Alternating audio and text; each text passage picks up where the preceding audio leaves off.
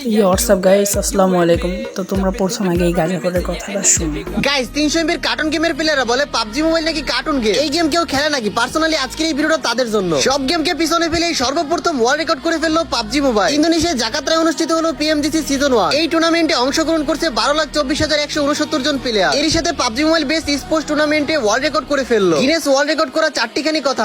তো আসলে ভাই, আমি কোনো সময় কোনো গেমকে ছোট করে কথা বলতে চাই না, কিন্তু এই বোকাচোদা গাঁজা করার জন্য আমি চুপ থাকতে পারলাম না। শালারা ডেন্ডি খেয়ে আসে কোথা থেকে জানি না।